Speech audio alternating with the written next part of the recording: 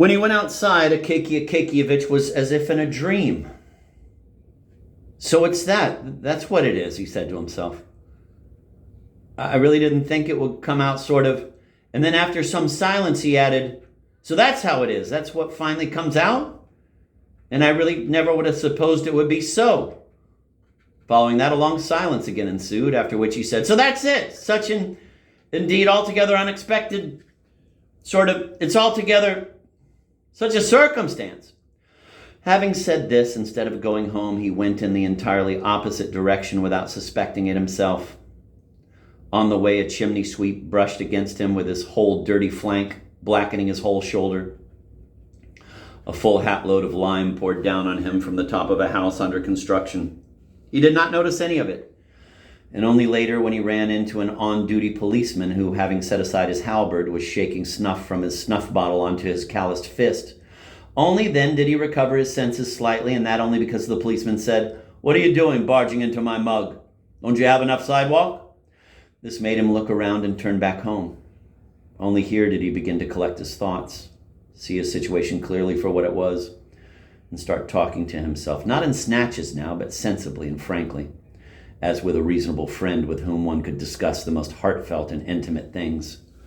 Ah, no, said Akakievich, it's impossible to talk with Petrovich now. Now he's his wife must somehow have given him a beating. I'll do better to come to him on Sunday morning. He'll be cockeyed and sleepy after Saturday night, and he'll need the hair of the dog, and his wife won't give him any money. And just then I'll 10 kopecks in his hand. He'll be more tractable then. And then the overcoat So Akakievich reasoned with himself, encouraged himself, and waited for the next Sunday. When, seeing from afar Petrovich's wife leave the house for somewhere, he went straight to him. Petrovich was indeed badly cockeyed after Saturday, could hardly hold his head up, and was quite sleepy. But for all that, as soon as he learned what it was about, it was as if the devil gave him a nudge. Impossible, he said. Be so good as to order a new one. Here Akakievich gave him a 10 kopeck piece. Thank you, sir. I'll fortify myself a bit for your health, said Petrovich. But concerning the overcoat, please don't trouble yourself. It's no good for anything good. I'll make you a new overcoat. I'll do it up famously. That I will. Akakievich tried to mention mending again, but Petrovich did not listen to the end and said, I'll make you a new one without fail. Please count on me for that. I'll do my best. It may even be in today's fashion. The collar fastened by little silver clasps with applique. Here Akakievich saw that he could not get around a new overcoat, and his spirits wilted completely. How indeed? With what money to make it? Of course, he could count partly on his future holiday bonus, but that money had been placed and distributed long ago. He needed to get new trousers, to pay an old debt to the shoemaker for putting new vamps on his old boot tops. And he had to order 3 shirts from the seamstress and a couple of pairs of that item of underwear which it is indecent to mention in print. In short, absolutely all the money was to be spent. And even if the director was so gracious as to allot him a 45 or 50 ruble bonus instead of 40, all the same only a trifle would be left, which in the overcoat capital would be like a drop in the ocean. Though he knew, of course, that Petrovich had a trick of suddenly asking devil knows how incongruously high a price, so that his own wife sometimes could not keep herself from exclaiming, have you lost your mind, fool that you are? One day he takes a job for nothing, and now the evil one gets him to ask more than he's worth himself. Though he knew, of course, that Petrovich would agree to do it for 80 rubles, even so, where to get the 80 rubles? Now, it might be possible to find half. Half could be produced. Maybe even a little more, but where to get the other half? But first, the reader should learn where the one half would come from. Akakievich was in the habit of setting aside a half kopeck every other ruble. Akakievich was in the habit of setting aside a half kopeck for every ruble he spent, putting it into a little box with a lock and key and a small hole cut in the lid for dropping money through. At the end of every half year, he inspected the accumulated sum of copper and exchanged it for small silver. Thus he continued for a long time, and in this way, over the course of several years, he turned out to have saved a total of more than 40 rubles. and so one half was in hand, but where to get the other half? Where to get the other 40 rubles? Kekia Kekievich thought and decided that he would have to cut down his usual expenses, at least for a year, to abolish the drinking of tea in the evening, to burn no candles in the evening, and if there was a need to do something, to go to the landlady's room and work by her candle, to make the lightest and most careful steps possible when walking in the street over cobbles and pavements, also on tiptoe, thereby avoiding the rapid wearing out of soles, to send his linen to the laundry as seldom as possible, and to prevent soiling it by taking it off each time on coming home, remaining in a half-cotton dressing gown, a very old one, spared even by time itself. Truth to tell, it was a bit difficult for him at first to get used to such limitations, but later it somehow became a habit and went better. He even accustomed himself to going entirely without food in the evenings, but instead he was nourished spiritually, bearing in his thoughts the eternal idea of the future overcoat.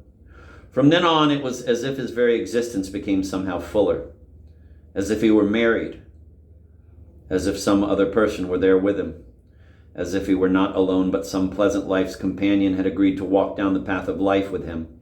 And this companion was none other than that same overcoat with its cotton wool quilting, with its sturdy lining that knew no wear. He became somehow livelier, even firmer of character, like a man who has defined and set a goal for himself. Doubt, indecision, in short, all hesitant and uncertain features disappeared of themselves from his face and actions. Fire occasionally showed in his eyes. The most bold and valiant thoughts even flashed in his head. Might he not indeed put a marten on the collar? These reflections led him nearly to distraction. Once, as he was copying a paper, he even nearly made a mistake, so that he cried, "Oh!" almost aloud, and crossed himself. In the course of each month, he stopped at least once to see Petrovich, to talk about the overcoat,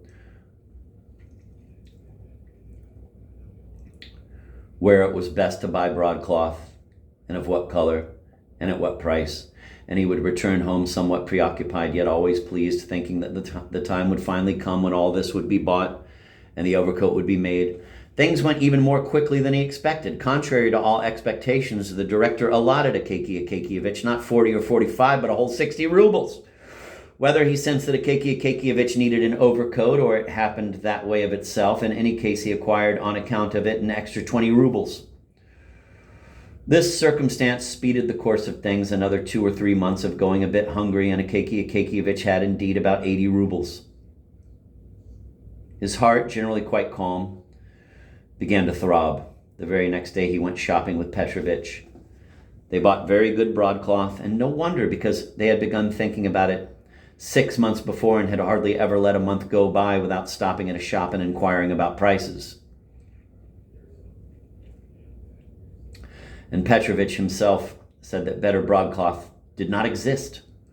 For the lining they chose chintz, but of such good sturdy quality that, according to Petrovich, it was even better than silk and looked more attractive and glossy. They did not buy a marten because it was indeed expensive, but instead they chose a cat, the best they could find in the shop, a cat which from afar could always be taken for a marten. Petrovich fussed with the overcoat for a whole 2 weeks because there was a lot of quilting to do. Otherwise, it would have been ready sooner. For his work, Petrovich took 12 rubles. It simply couldn't have been less. Decidedly, everything was sewn with silk and small double seams, and afterwards, Petrovich went along each seam with his own teeth, imprinting it with various designs. It was, it's hard to say precisely which day, but it was probably the most festive day in a Kekia Kekievich's life when Petrovich finally brought the overcoat. He brought it in the morning just before it was time to go to the office. At no other time could the overcoat have come so appropriately, because very bitter frosts were already setting in, and it seemed were threatening to get still worse. Petrovich came with the overcoat as befits a good tailor.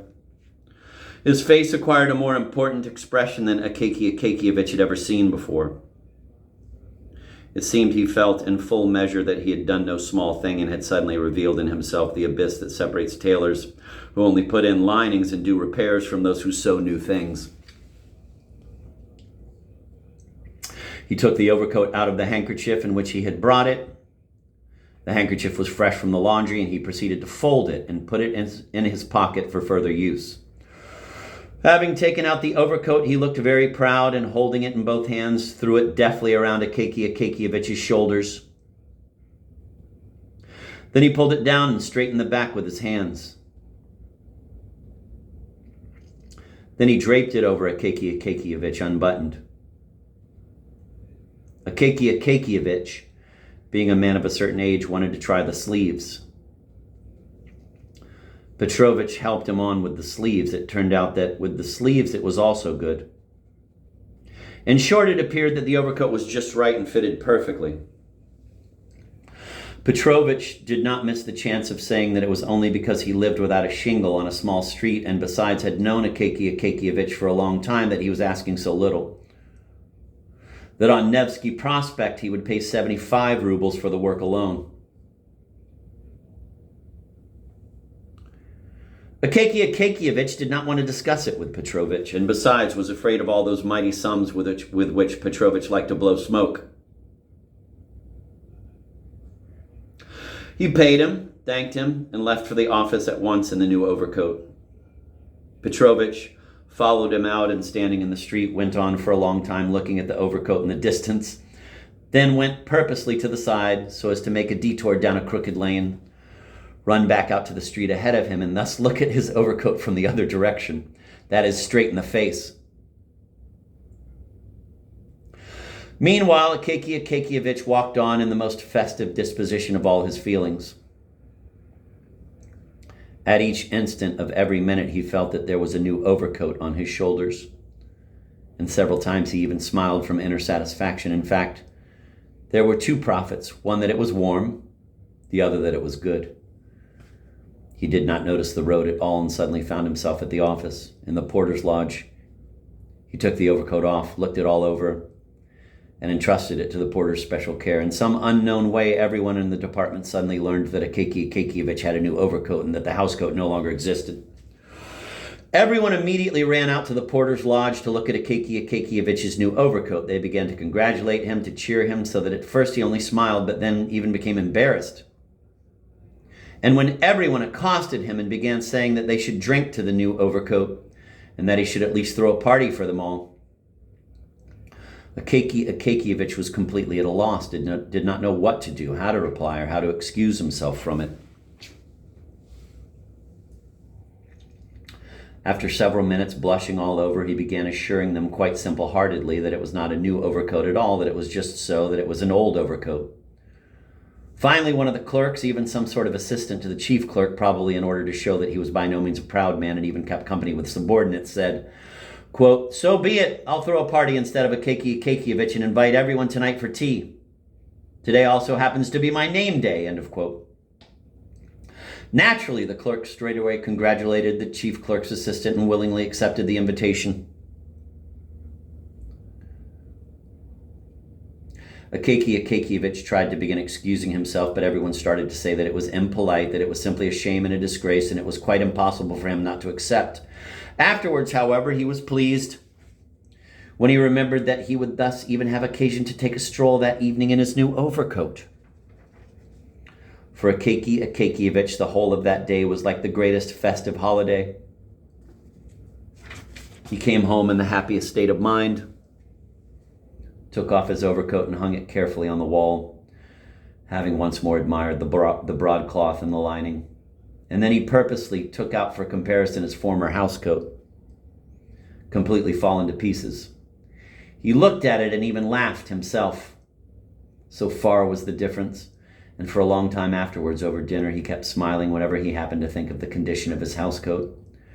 He dined cheerfully and wrote nothing after dinner, no documents, but just played a bit of the sybarite in his bed until it turned dark. Then, without tarrying, he got dressed, put on his overcoat, and left.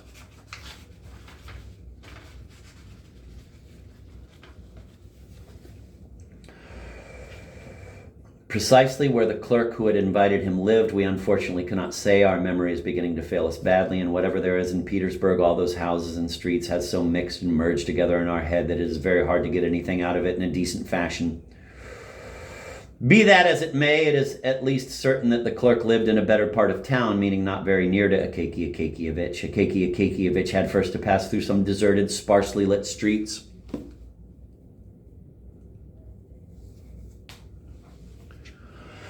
But as he approached the clerk's home, the streets became livelier, more populous, and better lit. Pedestrians flashed by more frequently. Ladies began to appear beautifully dressed. Some of the men wore beaver collars. There were fewer cabbies with their wooden grill sleds studded with gilded nails. On the contrary, coachmen kept passing in raspberry-colored velvet hats with lacquered sleds and bearskin rugs, or carriages with decorated boxes flew down the street, their wheels shrieking over the snow. Akaky Akakievich looked at it all as at something new. It was several years since he had gone out in the evening. He stopped curiously before a lighted shop window to look at a picture that portrayed some beautiful woman taking off her shoe and thus baring her whole leg. Not a bad leg at all. And behind her back, from another room, some man stuck his head out with side whiskers and a handsome imperial under his lip. Akaky Akakievich shook his head and chuckled, and then went on his way. Why did he chuckle? Was it because he had encountered something totally unfamiliar, of which everyone nevertheless still preserved some sort of intuition? Or had he thought, like many other clerks, as follows, quote, well, these Frenchmen, what can you say? If they want something sort of, it's really sort of, end of quote. But maybe he didn't think even that. It's really impossible to get inside a man's soul and learn all he thinks.